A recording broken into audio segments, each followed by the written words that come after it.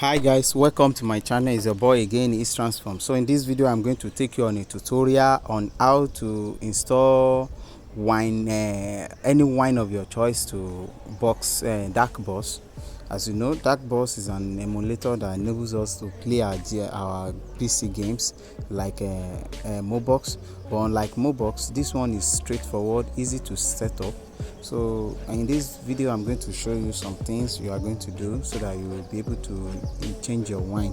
So without further ado, let's get started. So firstly, what we are going to do is for us to check the wine installed, the factory installed wine. So what we are going to do is for us to go to our wine configurations. No. So what we are going to do here, let's check it, wine configurations.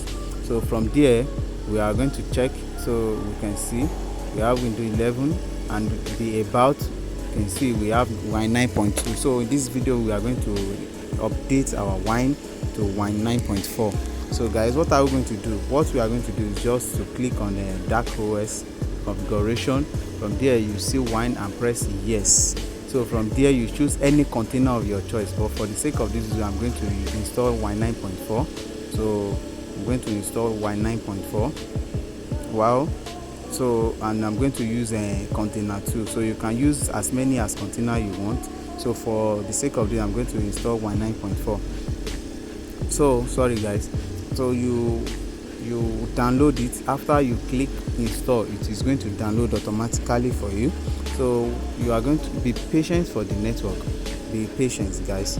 So before the download is finished, if you have not subscribed to my channel, try to subscribe to my channel and follow more amazing upload. So guys, there are emulators that are coming in these days. We have so many emulators, so if you have not subscribed you'll be missing out. So for the sake of not missing out, just kindly subscribe to my channel, hit the like and the share button so that you recommend my videos to another people. So for the sake of this video I'm going to fast forward this video guys. So I'm going to fast forward.